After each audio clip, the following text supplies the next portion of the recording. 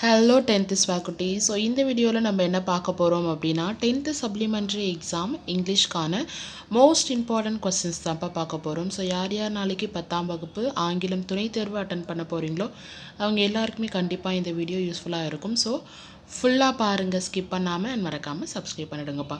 So நம்ம டோட்டலாக 100 மார்க்குக்கு 35 மார்க் தான்ப்பா எய்ம் பண்ண போகிறோம். சரிங்களா? ஜஸ்ட் அந்த 35 மார்க் நீங்கள் எடுத்துட்டிங்கனாலே பாஸ் ஆயிடுவீங்க. ஸோ அது எடுக்கிறதுக்கான டிப்ஸ் அண்ட் ஸ்ட்ராட்டஜி நான் சொல்லித்தரேன். இதை மட்டும் நீங்கள் பண்ணுங்கள் போதும். இந்த இம்பார்ட்டன்ட் கொஸ்டின் மட்டும் படிச்சுட்டு போங்க, 100% நீங்கள் பாஸ் ஆயிடுவீங்க. சரிங்களாப்பா? ஸோ நம்மளுடைய எய்ம் என்னென்னு பார்த்தீங்கன்னா 8 மார்க்ப்பா. 8 மார்க் வந்து நம்ம 2 அட்டன் பண்ண போகிறோம். ஸோ அதுலேயே நம்மளுக்கு 16 மார்க்கு கிட்டே இருக்குது. அதே மாதிரி 5 மார்க்ப்பா. நம்ம 5 மார்க்கு 6 கிட்ட அட்டன் பண்ண போகிறோம்.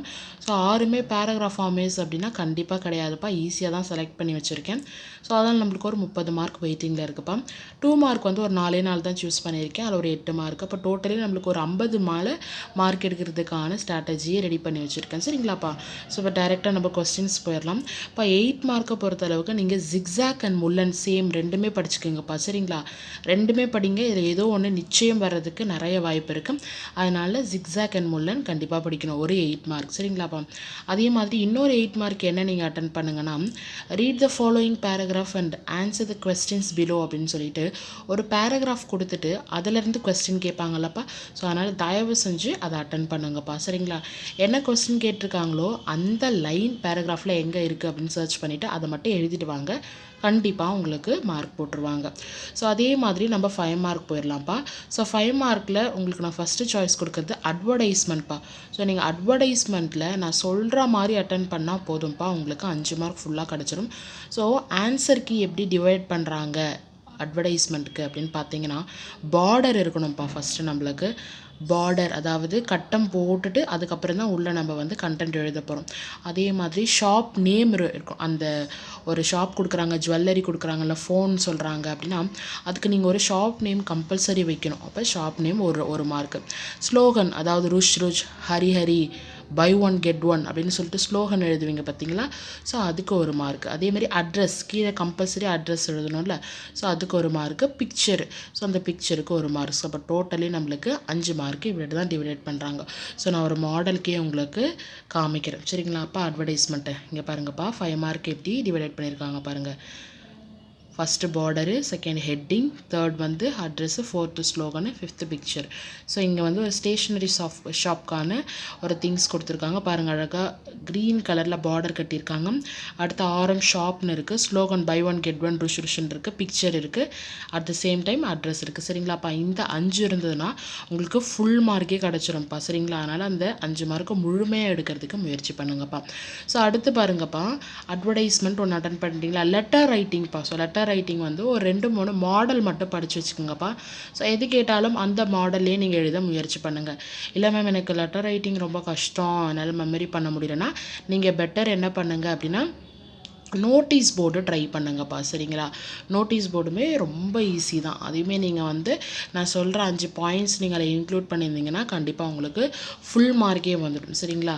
இல்லை மேம் எனக்கு லெட்டர் ரைட்டிங்கும் நோட்டீஸ் போர்டு ரெண்டுமே கஷ்டம் அப்படின்னா நீங்கள் சம்மரி அட்டன் பண்ணுங்கப்பா. சரிங்களா? ரஃப் டிராஃப்ட், ஃபேர் டிராஃப்ட் அதை வச்சு நீங்கள் சம்மரி அட்டன் பண்ணிவிடுங்க. சரிங்களா? ஸோ இப்போ வந்து நோட்டீஸ் போர்டு எப்படி நம்ம எழுதணும்னு ஒரு எக்ஸாம்பிள் பார்த்துடலாம். சரிங்களாப்பா? ஸோ இதெல்லாம் வந்து உங்களுக்கு அட்வர்டைஸ்மெண்ட்டுக்கான மாடல்.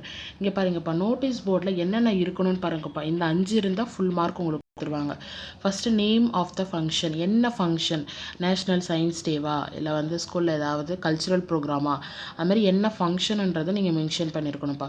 அதே மாதிரி date, time, place, students name. அப்போ ஃபஸ்ட்டு என்ன பண்ணணும், நீங்கள் பாக்ஸ் போட்டுட்டு நோட்டீஸ்னு போட்டுட்டு என்ன ஃபங்க்ஷனு, எந்த தேதியில் நடக்குது, எந்த டைமில் நடக்குது, எந்த இடத்துல, ஸ்கூல்லையா, ஆடிட்டோரியத்துலையா, எந்த இடத்துல நடக்குது, ஸ்டூடெண்ட்னுடைய நேம். ஸ்டூடெண்ட்னுடைய நேம்னா லாஸ்ட்டில் அந்த ஸ்டூடெண்ட்னுடைய நேம் எழுதி ஸ்கூல் பீப்புள் லீடர் அப்படின்னு சொல்லிட்டு நம்ம வந்து எழுதுவோம்லப்பா. ஸோ அதுதான் மென்ஷன் பண்ணுறாங்க. ஸோ உங்களுக்கு மாடலுக்கு நான் எடுத்திருக்கேன்.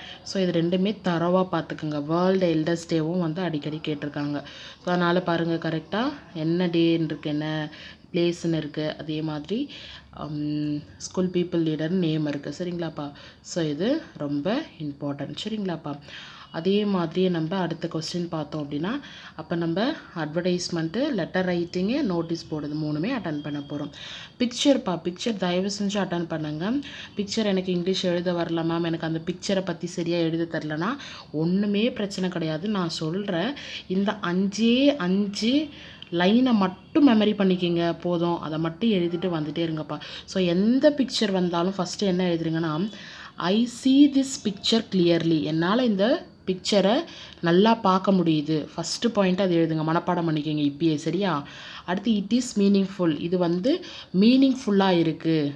It is very natural.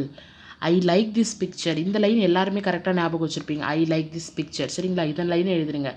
It has a message. இது ஒரு மெசேஜை சொல்லுது, இது ஒரு தகவலை சொல்லுது. It gives us many ideas. இது நம்மளுக்கு நிறைய ஐடியா கொடுக்குது. It shows our daily life. It is real. So இதில் வந்து ஒரு 5 லைன் மட்டும் நீங்கள் என்ன பண்ணுங்கன்னா மெமரி பண்ணிக்கிட்டு அதை இன்றைக்கி ஃபுல்லாக எழுதி பாருங்கள். நாளைக்கு எந்த பிக்சர் கேட்டாலும் இதையே எழுதிட்டு வாங்க. ஏன்னா எல்லாத்துக்கும் பொருந்துகிற மாதிரியான வேர்டு தான் இது, சரிங்களாப்பா?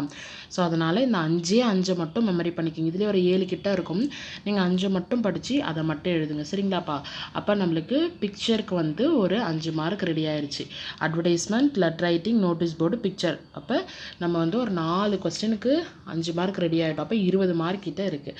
பேசேஜ் வந்து ஆன்சர்ப்பா. இது எப்படி அப்படின்னா சேமு ஒரு பேராகிராஃப் மாதிரி கொடுத்துட்டு அதில் கொஸ்டின் கேட்டிருப்பாங்க, அதை நீங்கள் எழுதணும். தயவு செஞ்சு இதை விட்டுறாதீங்க, அட்டன் பண்ணிடுங்க, சரிங்களாப்பா? அதே மாதிரி 5 மார்க் பார்த்தீங்கன்னா ப்ராஸ்லேருந்து மோஸ்ட்லி ரிப்பீட்டடாக என்ன கேட்டிருக்காங்கன்னு பார்த்தீங்கன்னா, describe the struggles underwent by the young seagull to overcome its fear of flying. So சியர்கல்லேருந்து தான்ப்பா, ஃபஸ்ட் யூனிட்லேருந்து தான் நிறைய கேட்டிருக்காங்க. அதனால் சியர்கல்னுடைய ப்ராஸ் பேராகிராஃபை தயவு செஞ்சு படிங்க, சரிங்களா? உங்களுக்கு ப்ராஸ் சுத்தமாக தெரியல அப்படின்னா படிச்சதையாவது எழுதி வச்சுட்டு வாங்க, சரிங்களா? ஆனால் அட்டன் பண்ணாத மட்டும் வந்துடாதீங்க. ஓரளவுக்கு பேப்பரில் கண்டென்ட் இருந்தது அப்படின்னா கண்டிப்பாக பாஸ் ஆயிடலாம், சரிங்களாப்பா? நான் இதில் வந்து 1 வேர்டு உங்களுக்கு சஜெக்ட் பண்ணியிருக்க மாட்டேன்ப்பா. ஏன்னா நம்மளுக்கு இங்கிலீஷ் பொறுத்தளவுக்கு 1 வேர்டு பெருசாக கை கொடுக்காது. மற்ற சப்ஜெக்ட்லாம் நம்மளுக்கு ஓரளவுக்கு புக் பேக்லேருந்து வந்துடும். இங்கிலீஷில் நம்மளுக்கு அந்தளவுக்கு கை கொடுக்காதுன்றதுனால தான் நான் ஃபுல்லாகவே பல்காக மார்க் வந்து எய்ம் பண்ணி சொல்லிகிட்ருக்கேன், சரிங்களா? அதே மாதிரி பாருப்பா 2 மார்க் வந்துடலாம். இப்போ நம்ம ரோட் மேப்புப்பா. ரோட் மேப்புமே நான் சொல்கிறேன், இந்த வார்த்தையை நீங்கள் இப்பயே படித்து எழுதி வச்சுக்கோங்க. ஸோ அதை மட்டும் எழுதிட்டு வாங்க. எந்த இடத்துல இருந்து எந்த இடத்துக்கு சொல்கிறாங்களோ ஓரளவுக்கு உங்களுக்கு வந்து டேர்ன் லெஃப்ட், டேர்ன் ரைட் அப்படின்னு தெரியும்ல, அந்த ஸ்பெல்லிங்கை மட்டும் படிச்சுக்கிட்டிங்கனாலே போதும். ஃபஸ்ட்டு வந்து step down the road, go straight, நேராக போங்க. கோ ஸ்ட்ரைட்டு எல்லாத்துக்குமே தேவைப்படும்ப்பா, அதை படிச்சுக்கோங்க.